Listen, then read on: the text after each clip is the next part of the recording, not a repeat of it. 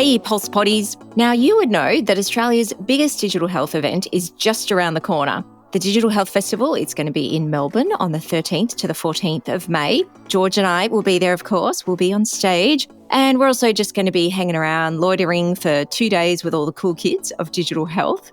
Now, if you don't yet have a ticket and you would like one, George and I have some free tickets to give away to our loyal listeners. And to be in the running for one of those free tickets, just rate and put a review of Pulse on your podcast platform of choice. We don't care which one it is. Screenshot it for us and send a copy to our email address, pulsepod@pulseit.news, and you'll go into a draw to win a ticket to the Digital Health Festival. We have a number of these to give away, so hopefully we can help get you there too.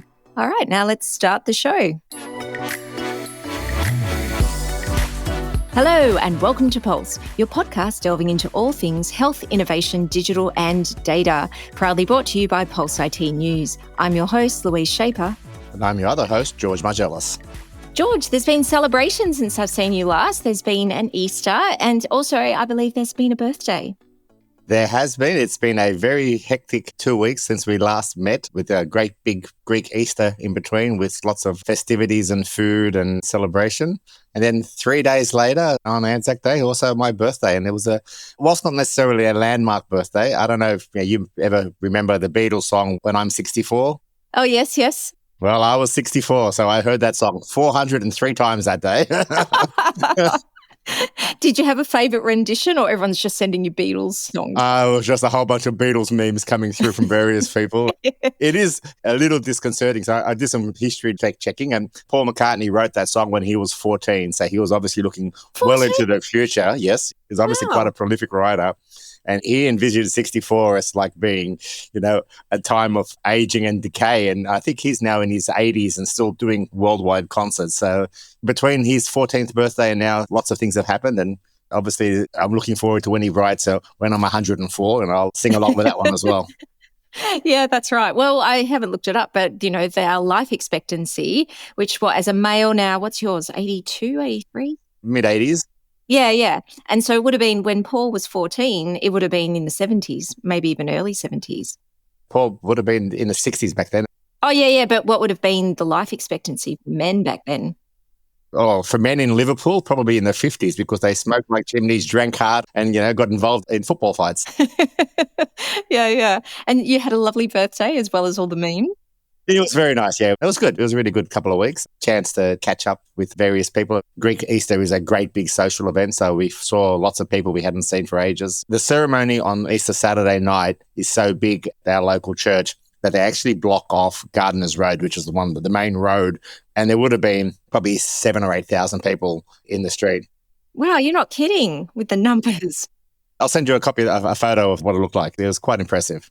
Oh, yeah, please do. And I love the photo you sent me. Sorry, guys, on video yet, so you won't be able to see it. But George sent me a gorgeous photo of him and Marina, your wife, and the lovely granddaughter, Evie. And George, the smile on your face, my God, you look 20 years younger. Like you're so excited to hold your granddaughter. We did spend a lot of time with her, and it was a lot of fun. How about yourself? Well, I did my homework, so I spend way too much time, obviously, on my own. So I had time since we last spoke. I watched Brilliant Minds that you recommended, the TV show, which I really loved. And I got out the book, and I thought it was an Oliver Sacks book, but it wasn't. It was Diving Bell and the Butterfly, which is actually about locked-in syndrome. I think I read it in my teenage years. So I still have it. And so I've got that out to reread. But I really like that show, so thank you for recommending it. But I also watched The Pit, and I mentioned it in the last show because a few of my doctor friends had told me to watch it. Oh my God. Like I just binged it. I think it took me 2 days to get through like 15 episodes. So there you go. I have no life, people. It's set in an ER department and there's 15 shows and every show goes for about an hour and it's a 15-hour shift at the hospital. So it's a single day. And yeah, I was just completely transfixed by it. It was just extraordinary and the hyper-realism. And the good news is for the Pit fans out there, because of course I've been reading around about what I can learn about the Pit, and they are going to be producing the next series quite quickly. So it should go to air early 2026, the next one. So yeah, I just loved it. It was so good. Yeah, I did start watching it. I must admit, I mean, after watching the first episode, I was almost having flashbacks from my days in the hospital and experience. And The guy who plays it, I mean, he was the junior doctor back in ER. Yes, he was in ER. Yeah, so it's interesting watching 20 years later, watching his progression. Yeah, well, longer than that, because I think that was in the 1990s, like 94 or something. I don't know why, but I never watched ER. And when I think about it, oh, yeah, I just left home and I was probably out partying all the time and did have a life and was not at home watching television. So I watched the first episode. It's available to binge on Binge. So I watched the first episode and, yeah, like George Clooney was a nobody. And it's really interesting when you go back and watch shows from that long ago, when you realize just the production quality is so different. It's just your good storytelling. But, oh, right, this is really low res. And why is the hospital dark? Like, why is everyone in dark rooms?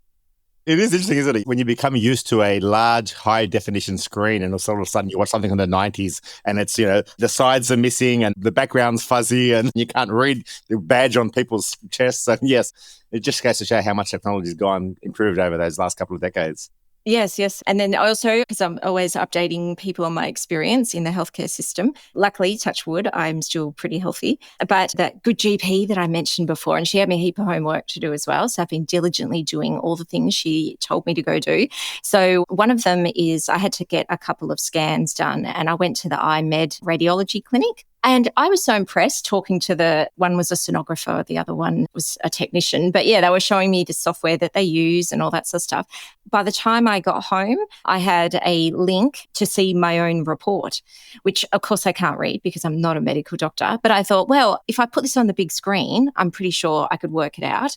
But I was at the dietitian, another homework I had to do. So I went to see the dietitian and she was very interested in looking at my bone density scan. So I said to the dietitian, I'll just give you my login details and you can get them all because they're in my health record, but they're locked for 7 days. So I haven't been able to get access to the reports yet. And so I said to the dietitian, here's my iMed details. Here you go. You can log in.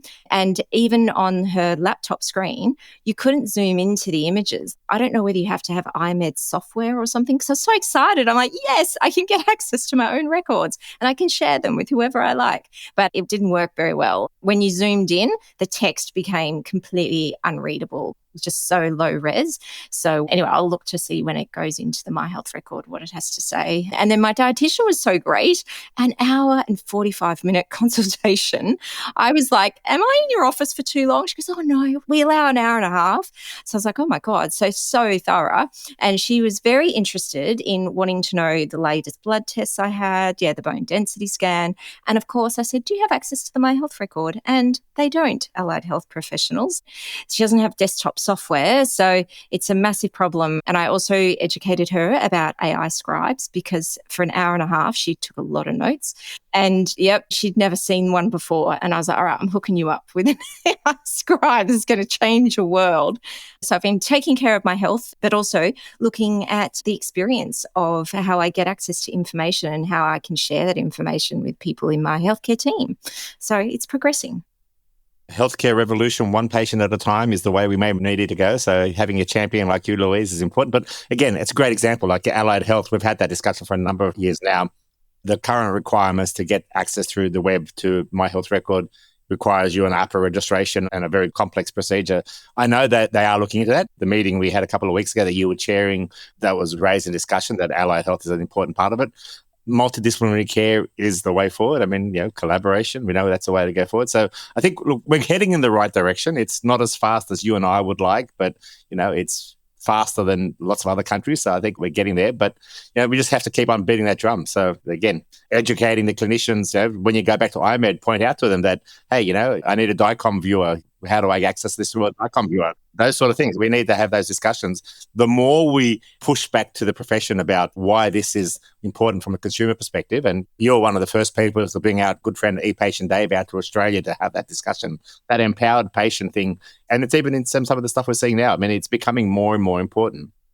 Yeah, it is. And I guess the other thing that all pulse potties, we need to always remind ourselves that just because we have drunk the digital health Kool-Aid, even if you're just taking a sip or if you're full on been swimming in it for 2 decades or 3 decades, most of the healthcare system has not. Like I went to 2 different iMed clinics because the 2 scans I needed weren't physically available at the same clinic. Then the second one, they had a My Health record poster up and it was the day before Easter. So there was no one in the clinic. It was just me. And I was was like, oh, it's so great. So you guys are going to put my stuff up to the My Health record. And the woman at the reception desk was just like, what? You could see she was so confused. And so I pointed at the poster right next to where she sits. I was like, the My Health record, and I said, so were you guys uploading it before? Just trying to engage her in a conversation about it. And I was like, oh, were you uploading before the legislation changed? And she's like, oh, and you can see she had zero interest in this conversation. She just wanted me out the door. And she was just like, yeah, oh, no, I think we've only just started doing it.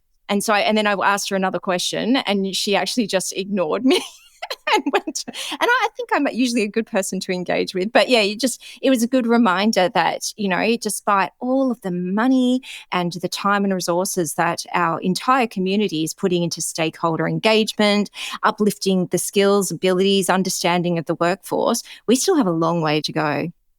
The example I have there, my pathology lab that I get my bloods done at regularly, and I go to the one next door to the GP. And I've stuck to the same pathology lab because you want to make a consistency around the reporting, so you don't want to muck around them. And they have a tick box on their request form: do not upload to My Health record. Oh, yes. And I said, well, now look, I'm not ticking that. Is there a tick box I can put down to make sure you do upload to My Health record? And they said, oh, we don't upload to My Health record. And go, then why do you have a tick box? Why? And why don't you upload to My Health record? Oh, again, the young girl taking my blood, it wasn't her decision to make that. But interestingly, I've actually sent my children to a different lab which does upload their records. They're saying, because this will come in handy for you in 20 years' time when someone says, what was your cholesterol as a kid? And, dad will be sitting in a nursing home going, I don't remember what that is. So, it's frustrating. And hopefully was it 1st of July when it becomes law that they have to be uploaded? We see it happening. Yes, we will. All right. Well, I suppose we should get talking about our hot topics for the week, George. Let's begin. All right, George. Now, we are recording this podcast on Tuesday, the 29th of April, but when we land in people's ears, tomorrow will be Saturday, the 3rd of May, when the nation gathers to eat a democracy sausage as we cast our votes for who we want to govern this nation for the next 3 years. Now, I did read this morning that 3 million of the 18 million voters in Australia actually have already voted, but I thought we should kick off today's hot topic with a discussion about the announcement on the weekend by the incumbent government of Labor that they will put $200 million towards funding a national 24/7 hotline called 1-800-Medicare. The hotline will be completely free and staffed by registered nurses providing health advice and referring patients to health services, and if urgent, could connect patients to their regular GP via phone or video. It took only a few hours for the coalition government to match Labor's promise. Now, the service may be badged as free after-hours general practice support and telehealth consultations. Sounds great. And it does have the support of the RACGP too. However, the announcement hasn't been universally welcomed, with some criticism that it's just a rebranding of the existing nurse triage phone line called Health Direct. And of course, it is Health Direct, but I would expect it is Health Direct, but not as you know it. We're talking bigger, better, with a brand that is actually recognisable to all Australians. George, what did you make of this announcement? Look, so I have to say, whenever I hear a Prime Minister talking about digital health, and especially when they do it around an election or a budget time, I get pretty excited, Yeah. This is a big deal. Sunday's announcement, and I do note that it was an early Sunday morning announcement because, I don't know whether they do that to try and coincide with the ABC Insiders program, but when I got up in the morning, because we'd gone out Saturday night, so I must admit I had a bit of a sleep in, it was all over my email and social media, this great big telehealth announcement. And I thought, this is pretty impressive. So I switched on the TV and looked at my thing and find out what happened. However, for me, there is a little bit of a deja vu here. So back in 2011, Julia Gillard was then Prime Minister, and she made a big commitment to telehealth in that election, $600+ million dedicated to telehealth. And I remember it because there was actually simulated telehealth consultation between her, she was in Darwin at the time, and the health minister, Minister Roxon, in Adelaide. So they were doing some interesting stuff. And even a couple of weeks after that, probably after the election, when they launched the NBN, we had a telehealth consultation between the Prime Minister and myself. We actually pushed the big red button to launch the NBN. Cool. We demonstrated telehealth. So what's that? 14 years later, we have this great, big, exciting new announcement. And there's been stuff happening in between now and then, but not a lot. And again, there's been a lot of small-scale pilots. There's been heaps of presentations at conferences like HIC. But now, when you look at the overall healthcare system, not a lot has changed, except when COVID came along and all of a sudden we got the huge spike in telehealth. But I keep on banging the drum that I was really disappointed with what happened during COVID because we didn't get telehealth per se. We got substitution via phone for in-person healthcare. We didn't change the model of care. We just avoided seeing each other and tried to do it over the telephone. And was 90% plus was done by phone. Yeah. And then after COVID as well, not that it really became after COVID, but at some stage they wound it all back anyway. Exactly. So, even though we had 2011, this birth of Australia as a telehealth leader, people like Len Gray and his team up in Queensland did some interesting stuff. There was lots of projects. Nothing happened. Now, hopefully this is different. Health Direct has been upping its game in telehealth over the years. Yes, it has. They implemented CoView as a national standard for telehealth consults. They've been doing stuff behind the scenes, which, to be honest, a lot of people probably didn't even know was happening. You and I live, eat and breathe this sort of stuff. And even I had to dig behind the firewall to find out what was happening. The idea to make it now mainstream that we offer everyone a virtual first option is interesting. I think it's a really important first step. The fact that we can only escalate to a GP after hours, I guess, I can understand the politics behind that. If they had GPs available 24/7, then some of the GPs in the real world may be upset. But we are starting to see a new model of care that is virtual first. It does provide a new model of care. It's fully subsidized by the government. So I suspect some people may just wait till 6 p.m. and then take advantage of their virtual end-to-end service. I mean, not that I'm recommending that to people, and I don't want to blow the government's budget, but the reality is if you've got a minor problem, you may as well wait till 6 o'clock, call them and get a GP consult fully subsidized rather than try to work it out to your system. Yeah. And I think that detail is still to be worked out because I noticed in the RACGP's statement voicing their support for this 1-800-Medicare, they did state that they look forward to working with the government on how to actually make all of this work and build it out. Because that was one of the questions I had as well, like how is it going to integrate with general practice? How's it going to integrate with the My Health record? And, can we actually please get video cameras instead of just phone? Like phone's fine for certain things, but I was talking to a dermatologist last night. It's actually illegal for her to have a telehealth consultation where it's a phone conversation only. Like you need a video camera. And the reality is, most of us carry a video camera in our pocket nowadays. So the technology is there. Whether the phone is the right solution from the doctor's side, that's another question. I'm not a big fan of doing a video consult on phones on both ends, trying to diagnose on a 4-inch screen.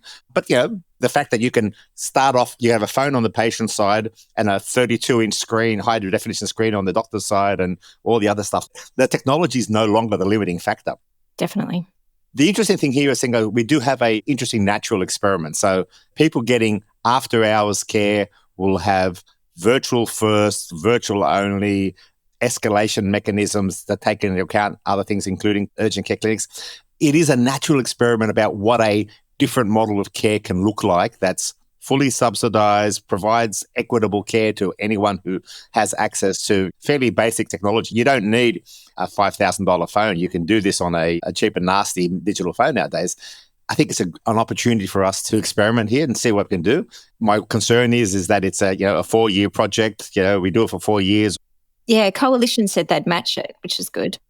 As long as we take it as an opportunity for transformation and growth, and I know digital transformation is a big buzzword at the department, but doing it on the ground, and some people won't like it. Some people will still want to go back to the old way, but I think there's a whole population group and the population demographics are shifting that this may well be a way of getting in by stealth, a new model of care that people may say, hey, this is actually pretty good. I think I might go for this. I completely agree. What's exciting about this announcement is despite the critics and the cynics that just say it's Health Direct rebranded, which, by the way, I would argue that Health Direct does need a rebrand because, again, if you're not in our world, most people don't know Health Direct and they don't know who it's available to and how. So everyone knows Medicare. So I think the rebrand is actually a really important part of the service's effectiveness. I'm always going to be a fan of marketing and refreshing where needed. But even the critics that think that's all it is new business cards, I don't think that's the case. This is a really important way for us to experiment with delivering healthcare differently, with new business models of healthcare. And it'll be great in, 12 months after this is up and running to look at the reports that will be written, and we can get maybe the CEO of Health Direct or the Chief Medical Officer of Health Direct on the show to talk about how it's been going and what modifications they're making along the way, because this is quite exciting. And I tell you what, anyone who has had a toothache after hours or anything and you end up in emergency department, which of course the pit is all about waiting in emergency departments, and the fact that that line never gets shorter, it just never stops, that if you can actually have appropriate triage and actually speak to a clinician who can actually assist with what you need in actually delivering care to you as well, not just about triage, that could be a game changer for hospitals everywhere and for patients everywhere. Absolutely. Look, it'll be a journey. We'll have to work out how to integrate it. Our Health Direct is working closely with My Health Record around at least being able to share documents. It's a journey, but I think it's the first step towards some of the stuff we heard in that Strengthening Medicare report and shifting the paradigm of how care is delivered and the funding model, because these will be effectively salaried GPs sitting at the end of a phone or a video connection. We just need to rethink about it because we keep on complaining about our non-sustainable healthcare system. You can do something about it. Yeah, let's do something different.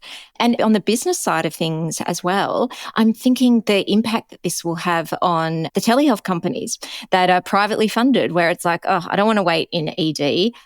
My normal GP isn't open. So, oh, look, there's a million different telehealth companies I can call or video and get a consult almost immediately. Well, now if I don't have to do that and I can actually ring a government-funded full service, what's that going to do to the telehealth companies? And there's a lot of startups in this space as well that wouldn't have a massive bank balance to look at the cost recovery models of that and to give themselves time to scale. And then also there's the impact on the health insurers. Well, now we're looking at some of that burden of cost being shifted away from insurers and into the public sector now. So how is that going to change what they fund and how they fund and where they direct their resources?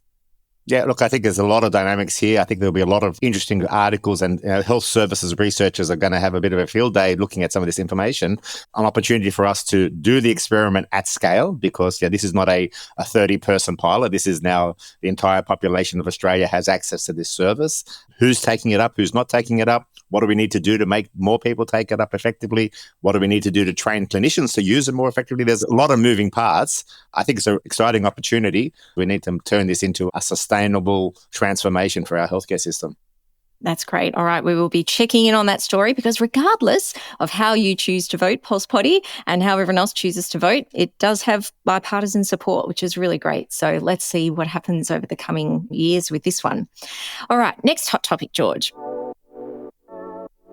We love featuring the work of friends of Pulse on Pulse Pod, and this next story was reported by our previous Pulse guest, Dr. Tina Pernat, on her LinkedIn. I'll put a link to it in the show notes. Now, Tina reported that the new Edelman Trust Barometer on Health has come out with a striking statistic that 58% of people aged 18 to 34 regret a health decision made based on misinformation. And these numbers get worse. So 58% regret that they've made a health decision based on misinformation. Now, 72% of the young adults surveyed expressed confidence in their abilities to distinguish between accurate health information and misinformation. And 45% of them believe that individuals conducting their own research are just as knowledgeable as medical professionals. So there's a big cognitive dissonance in those three numbers. Now, some other stats Tina highlighted is that 67% of young people get health information from social media. That's probably not going to surprise anybody that knows a young person, or if you are a young person. But the statistic that surprised me, and maybe I was less surprised and more concerned, is that 59% of young people share personal health experiences online monthly. So young people really are creating their own communities, as young people always have. But when it comes to trusting the advice of peers for health-related decisions, those communities just carry so much more gravity than they ever have before. Tina's advice echoes what she said when we spoke to her, George, that effective health promotion is no longer just about delivering the correct facts. It requires that we rethink the delivery of health services themselves.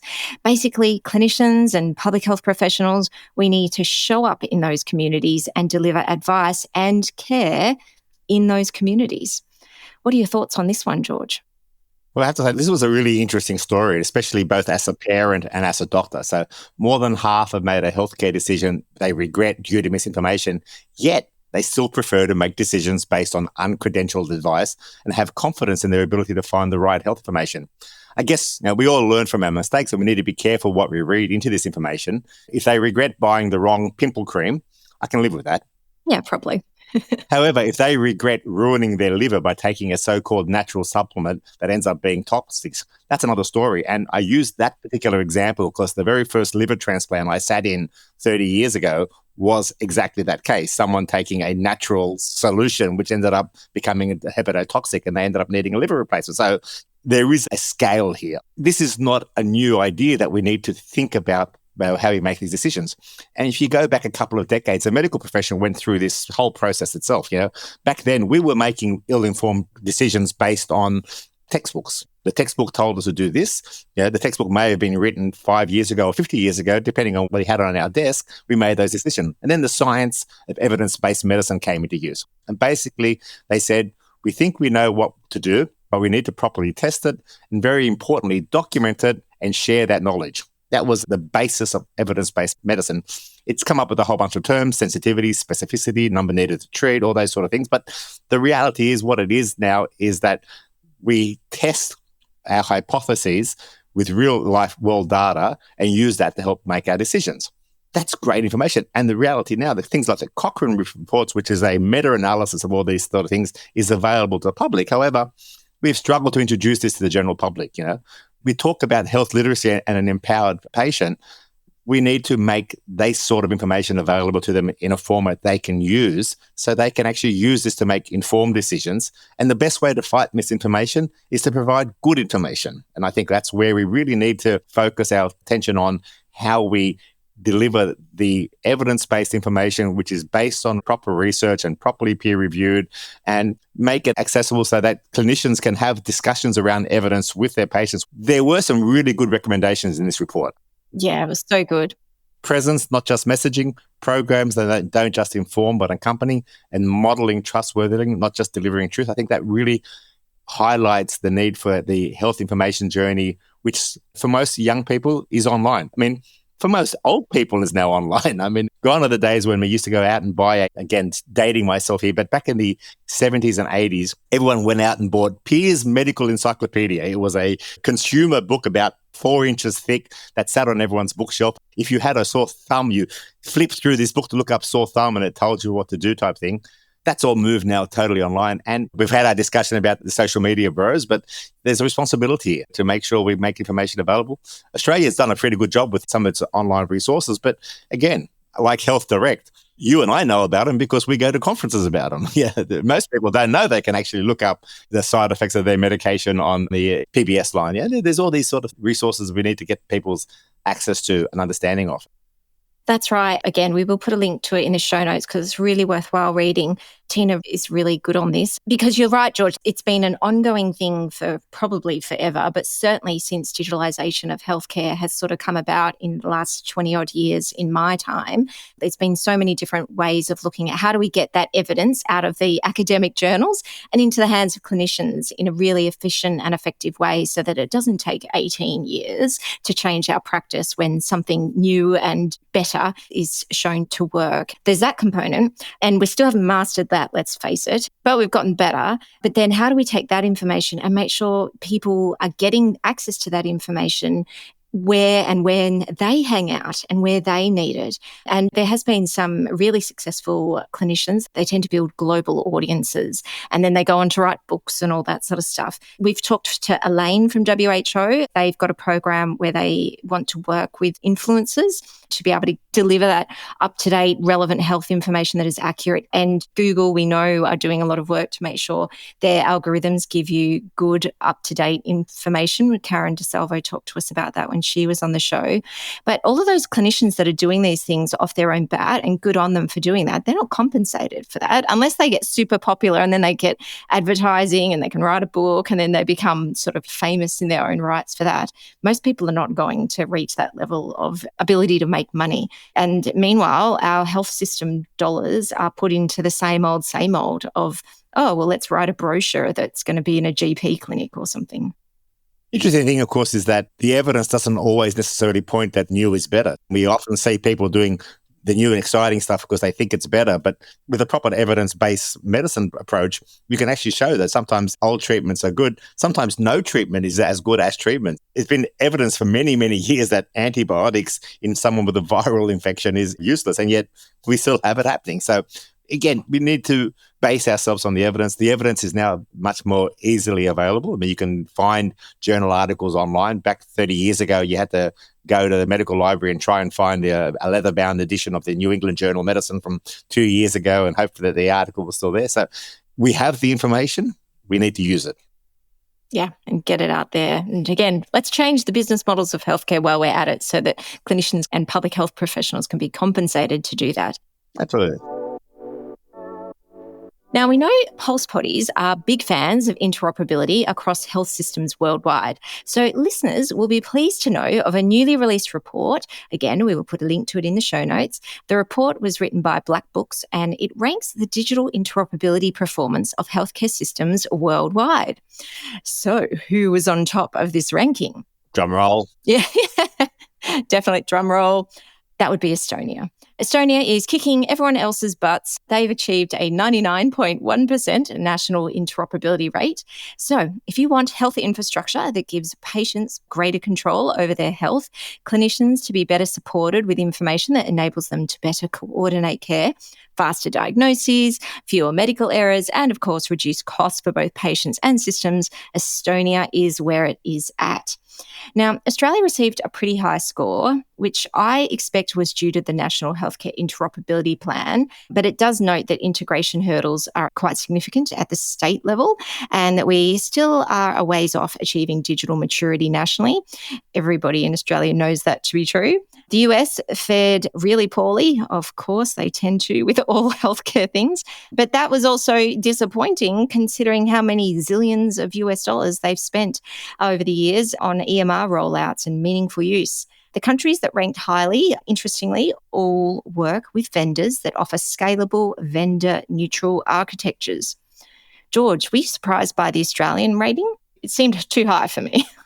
The most disappointing thing about the whole report, the New Zealanders beat us. Oh, yeah. How embarrassing was that? But we did beat the Poms and the Yanks, so, there is something there. But look, I had the opportunity to meet with some people from Estonia early this year in Barcelona. And just last week, actually, I was on a webinar with the ECH Alliance where they had the team out of Estonia talking about some of their innovation programs. So Estonia is amazing. The fact that it sits on the Russian border is a little scary. Otherwise, I'd probably go and visit there more often. Small community, driven by need, because once they became a free country after the collapse of the Soviet Union, they literally had to start from scratch. But like you said, they're kicking butt. They're doing really well. The fact that Australia faces integration hurdles at the state level was interesting, but we've seen that fragmentation, which we talked about often in our podcast, that the fragmentation of our healthcare system is part of our big challenges, and that goes back to constitutional issues. The fact that digital maturity has raised an issue. How long have you and I been talking about the need to build up digital maturity in this sector? Yeah. My Health Record gets a mention. They don't go into a lot of detail about it, but they talk about it as a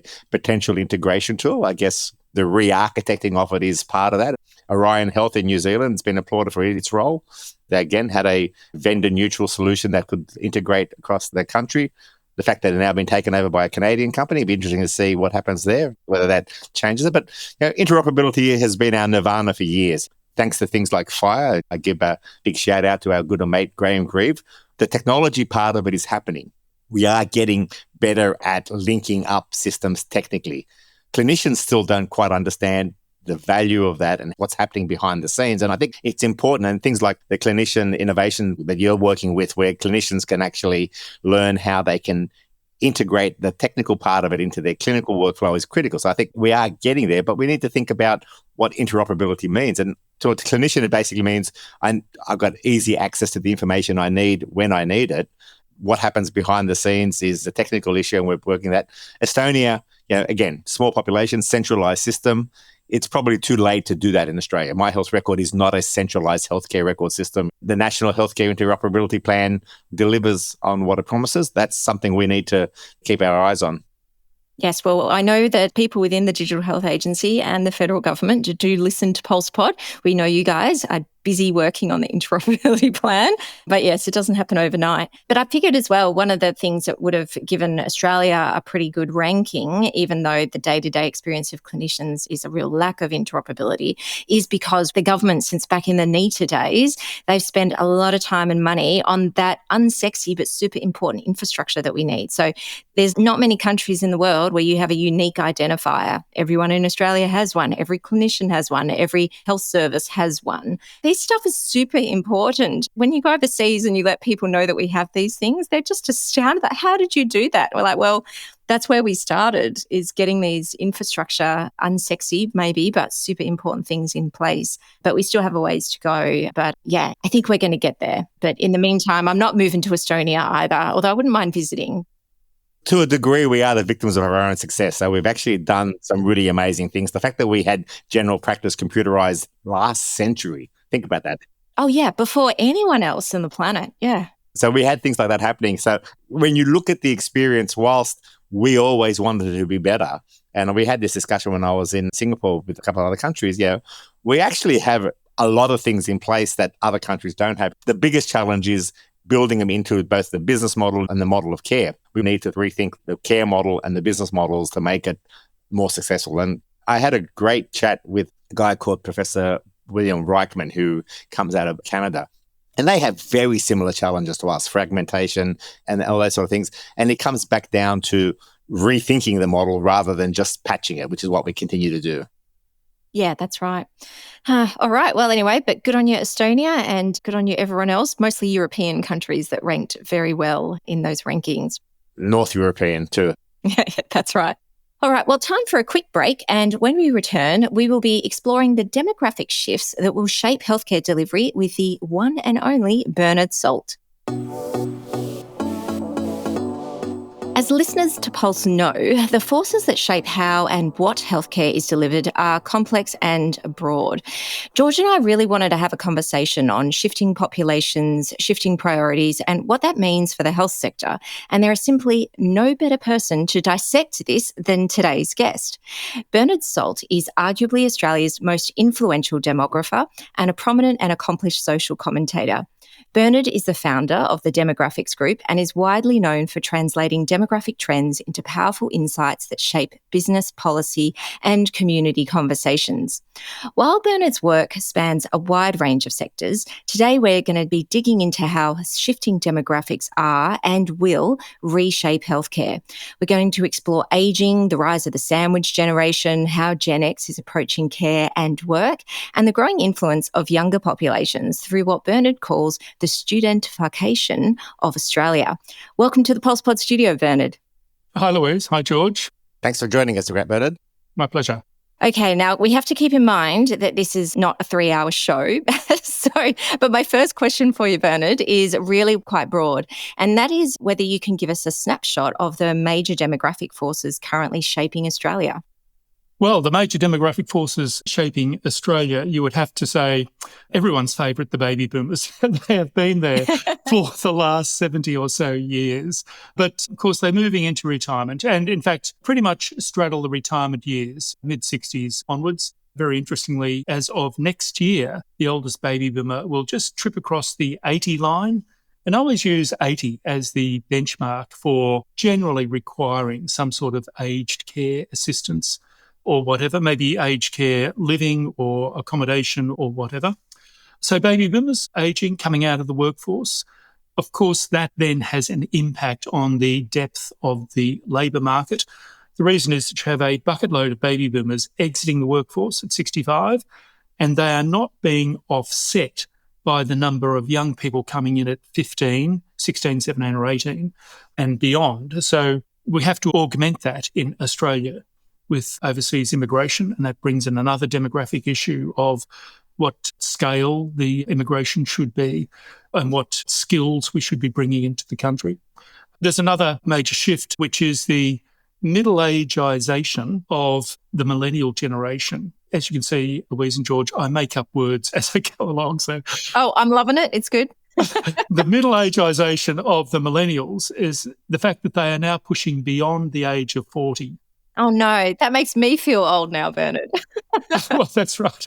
Well, everyone feel old, I think, even the millennials. But the thing about turning 40, I think, in Australia is that by your late 30s, you partnered up, you've got 1 or 2 or 3 kids, your partner's gone back into the workforce, and all of a sudden that inner city minimalist chic apartment in Bondi or St Kilda just doesn't do it for you anymore. You need 3 bedrooms, 2 bathrooms, a front garden and a backyard. The needs of Australians shift in their late 30s, early 40s. The 6 million millennials, and I think that is going to shape the next 10 years or so, along with the retirees. And then, of course, moving a little further downstream, you have the 20-somethings, the great studentification of Australia. We have, in very, very round numbers, roughly 1 million students living in Australia, foreign students. In fact, and you think, oh, that seems like a lot. However, there are 1 million Australians living overseas, expat Aussies doing their overseas thing, living in London, New York, Shanghai, Mumbai, wherever it is. So yes, very high numbers of 20-somethings through students, middle-ageisation and the retirement ageing of the baby boomers really define the key issues shaping Australia in the next 10 years. Yeah, I loved what you said about the moving out to the suburbs and needing a house. I happen to live in one of those chic inner city apartments, and it's really interesting who lives here. There are more dogs than there's hardly any children. I think might be, like, this is a 50-story building. I think there's one family that I see consistently, and they've got teenage kids, and they're rare. You see babies, so you get these young people, and when the apartments go for sale, you see one room's been turned into a nursery, but yet they've probably got another one on the way. So it's right, young people or empty nesters or single people like myself in terms of, that inner city lifestyle. Living singly or as a couple is all well and good and very hip and all that. You can live that lifestyle, that inner city Manhattan-esque lifestyle. And you can even have a baby in that lifestyle. Yes. The second your baby turns into a toddler and there is Lego, you cannot maintain the illusion of chic minimalism. You know, that whole Scandi look of clean surfaces. Clean surfaces and toddlers do not go. No. I can't do this. I cannot maintain the effort in cleaning up all the time. I need more space. I need a second bathroom. We need a front garden. We need a backyard.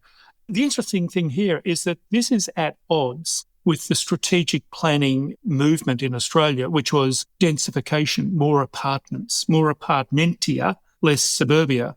Well, that's all well and good when the millennials are in their 30s. When they're in their 40s and they've got toddlers and young kids, there's a shift. I think there will be a shift towards suburban living, a greater shift towards suburban living over the next 10 years. Unless, of course, the millennials say, no, wedded to the inner city, even if I have messy toddlers, I don't need suburbia, couldn't survive.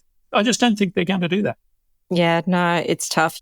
I'm on the tail end of the baby boomers, and I have what I love, what you described in one of your presentations, a couple of kippers, kids in parents' pockets eroding retirement savings. I've got a couple of those still here. So again, dynamics are changing, but also a lot of my work at the moment is in ageing. I'm an advisor with Ageing Australia, so looking at that ageing population. And I just came back from Singapore where there was a huge conference on Asian ageing. We talk about super aging. So how does Australia compare with the rest of the globe? Obviously, first world countries have similar challenges, but then we hear countries that have average ages in the teens. So where do we fit into that big picture?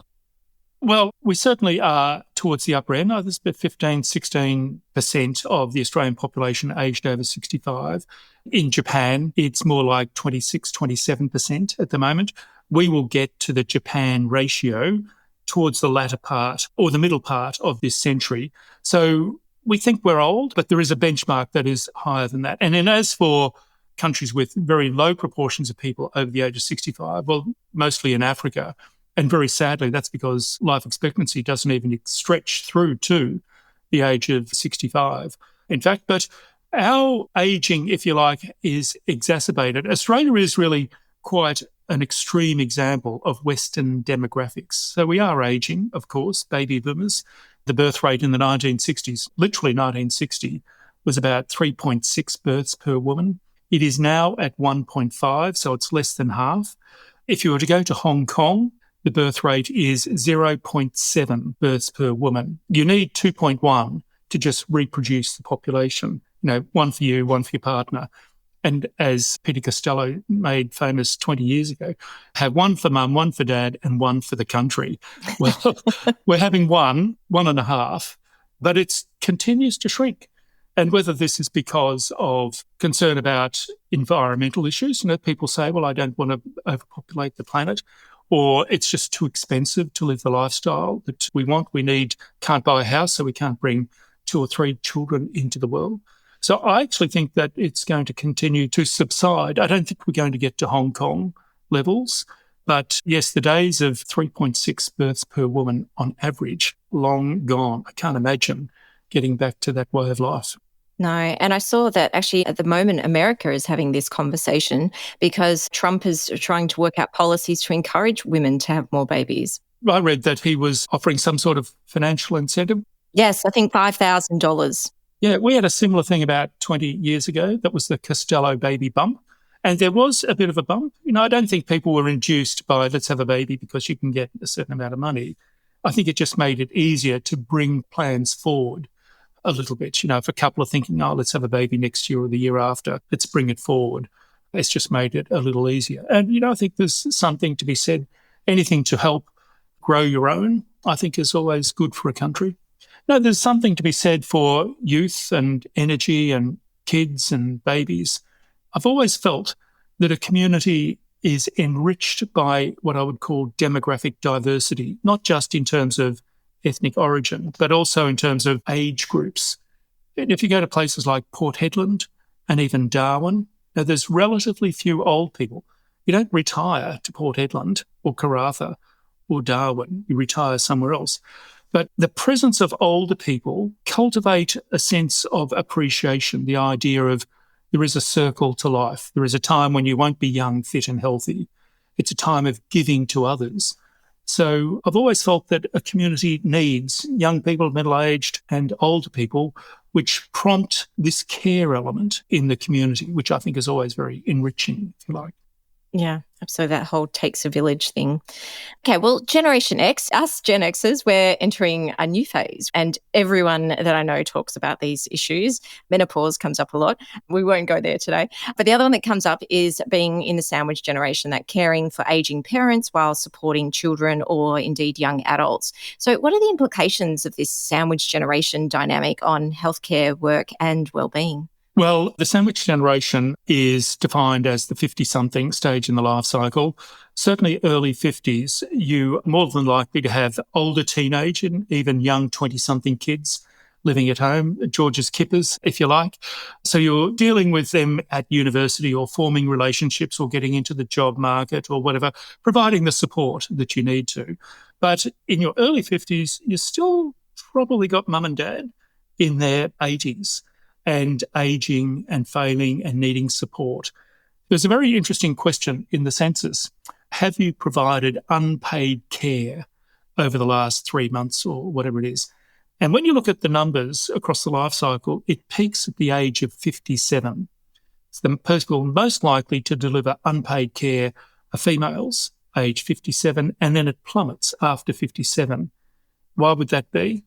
It's because 57-year-old women predominantly are caring for their 87 or 88-year-old mum or dad or mum and dad-in-law, and then it drops away at 58, 59 or 60 because mum or dad die off and all of a sudden you are released from that care. It has implications in terms of inheritance as well. But I've had feedback from the volunteering community. Now, they often get approached by people in their late 50s, early 60s saying, look, I've been caring for mum or dad. Sadly, they've passed on or whatever.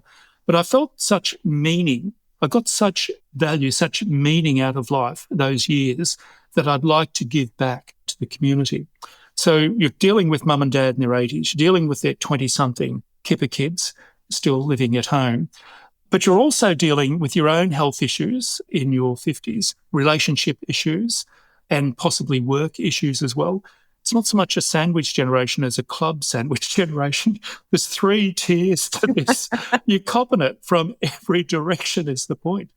So, yes, there's also an argument that the way in which we treat and care 80-somethings, it's not just whether you deliver the care adequately to the 80-something, but if you were to deliver a sub-care service, then that reverberates down through the 50-somethings and elsewhere.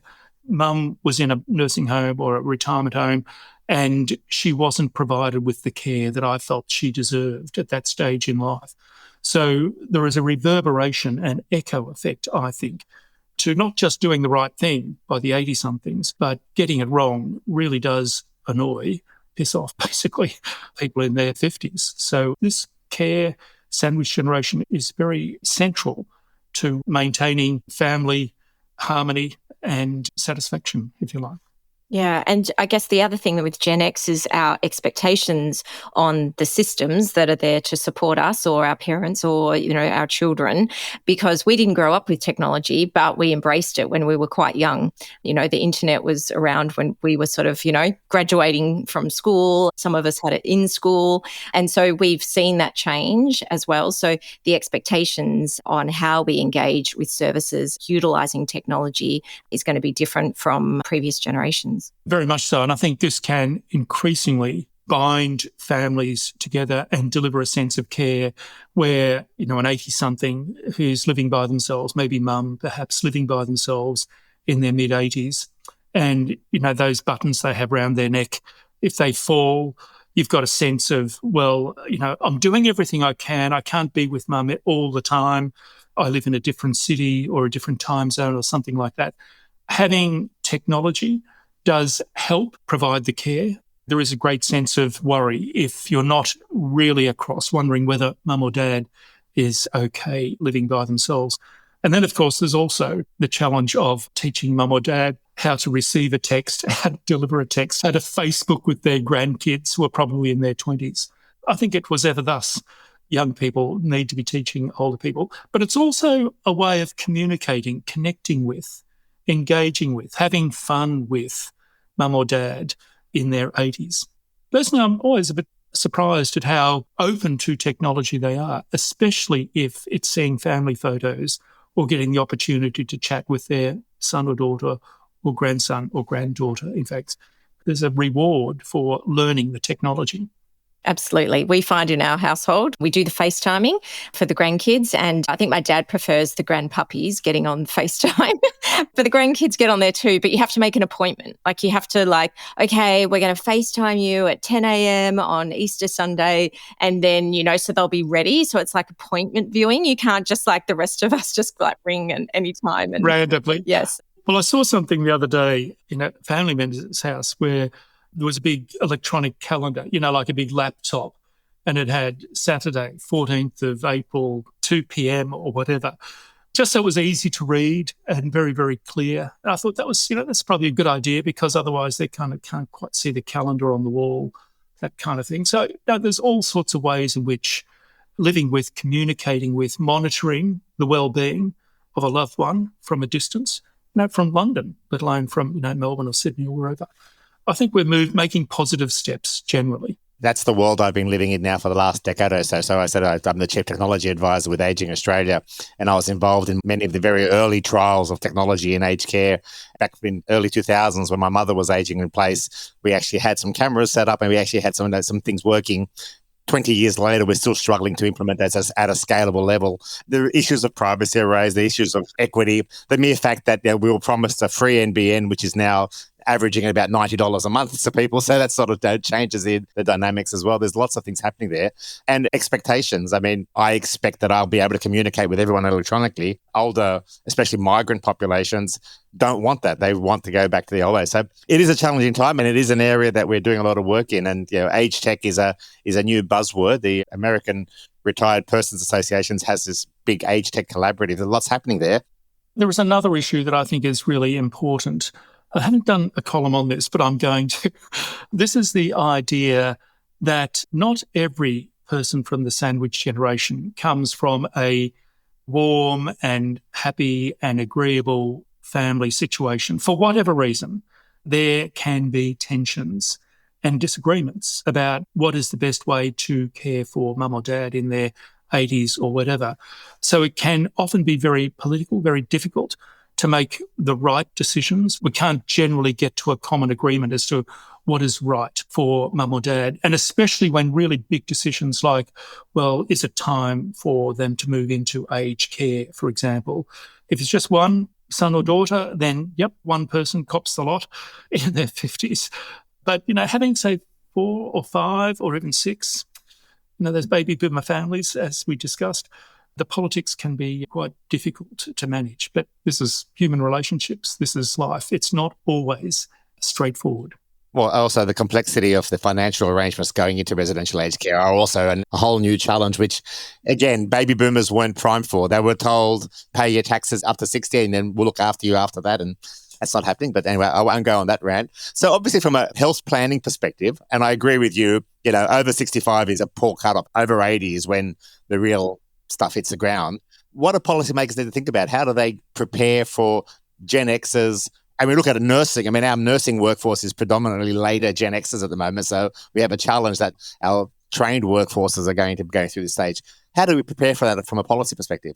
Well, there's a number of issues. I think, you touched on the nursing issue. The fastest growing job on the Australian continent since 2016 is the job of aged and disabled carer, is the technical term. And there's around about 2,500 net extra aged and disabled carers being added to the Australian workforce every month over the last 60 months. This is based on new data that was released in February. There's around about 450 jobs as measured by the ABS in their quarterly surveys. And the number one, certainly for the last 5 years and beyond, aged and disabled carer.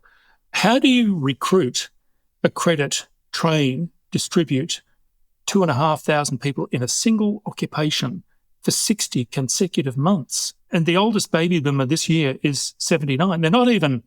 We haven't even hit baby boomer care requirement yet. That's about 2030.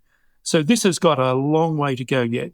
So there's issues here around training, accreditation, just simply managing that, delivering services, funding it is another issue. And that is just in aged and disabled carer, for example. There's a whole range of other jobs that go with that.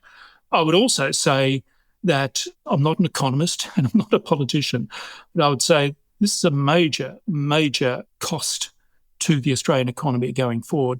We have never had anything like the baby boomer generation in the critical health care stage of the life cycle previously. For the entirety of the history of humanity, 300,000, 400,000, a million years or whatever, people died before they got really old. And, think back to your grandparents or grandparents' parents.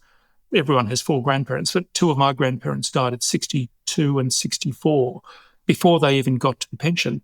My grandfather went to work as a farm labourer at 12, died at 62, never got a pension, and so paid tax into the system and never got that time back. Today, the average life cycle is around 84, so you've got about 20 years technically in retirement or thereabouts. So funding that number of people in life's later years and into the years requiring great health care and aged care services and labour is really very new to humanity. And to do it in the Western world with a sandwich generation monitoring, whether you're doing it well enough, is a very, very challenging navigation that we need to deliver over the next 10 years or so. I see the critical years as literally over the next decade. You make a valid point. I mean, I reflect on my experience as a medical doctor 30 years ago when I was in the wards.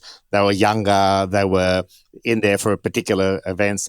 Now you look at most hospital wards and they're filled with people in their 80s waiting for somewhere to go with no defined challenge or issue. I mean, there's a number of comorbid issues.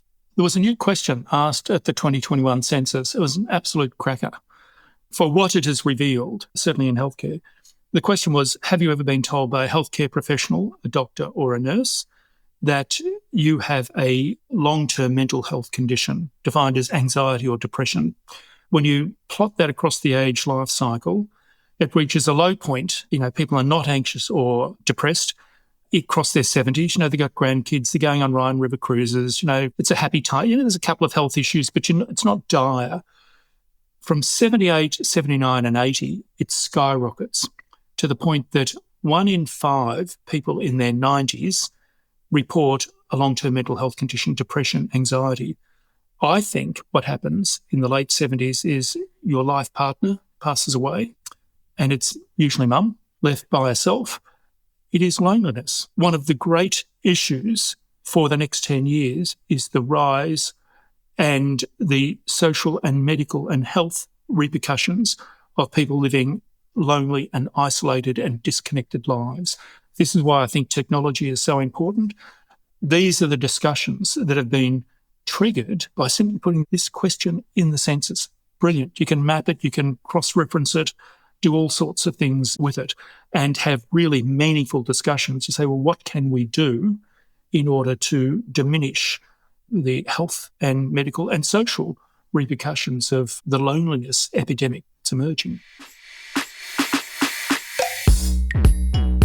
George, great to have Bernard. If it seemed like we cut it off early, that's because we did, listeners. We just kept chatting with Bernard, and to be honest, could have been even longer. So we've decided, like we have with a few of our other guests, is we are going to split Bernard's interview into part 1 and part 2. So you've just heard part 1, and we will be back on our next episode with part 2.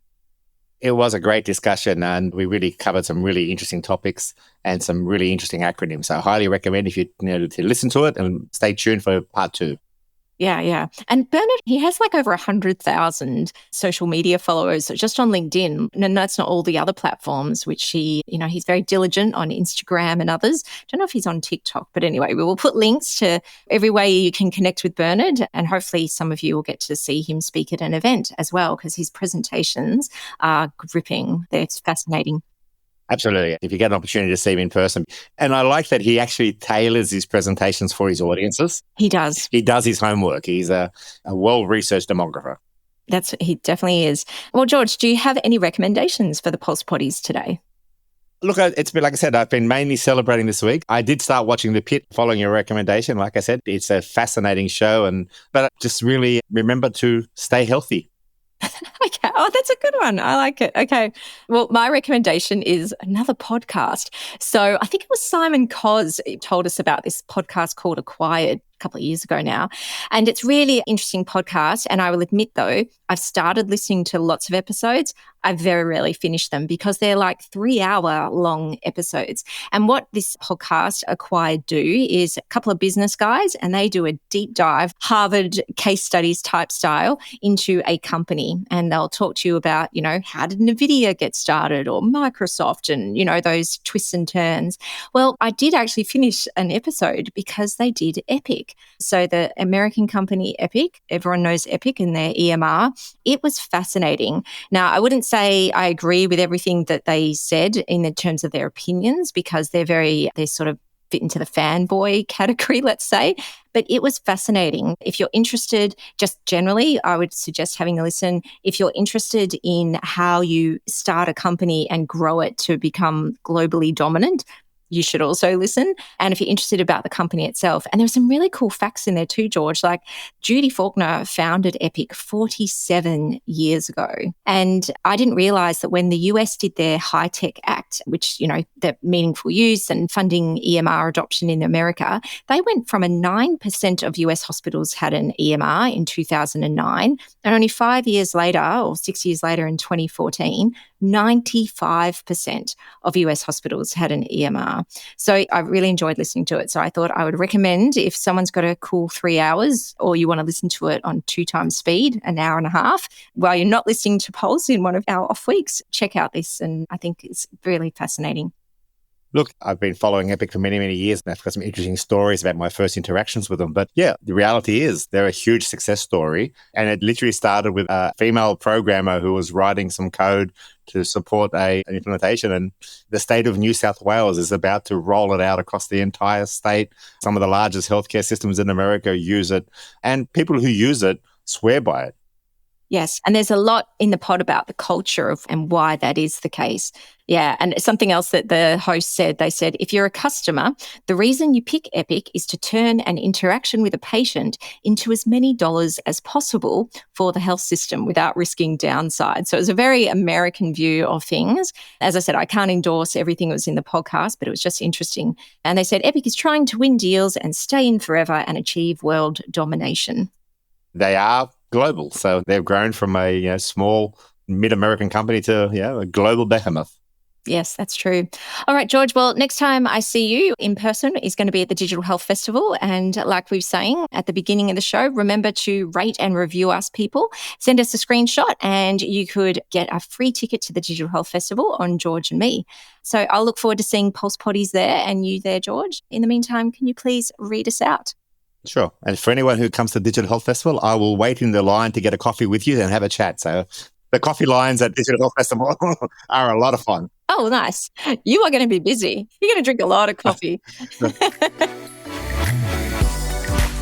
Thank you, everyone, for listening to Pulse, brought to you by Pulse IT New. Pulse is produced by Ivan Jurek of Octopod Productions. Big thanks to everyone for listening. Make sure you subscribe, follow, and rate us wherever you get your podcasts. And don't forget, you can visit pulseit.news to sign up for the e-newsletter and explore Pulse IT's massive digital archive.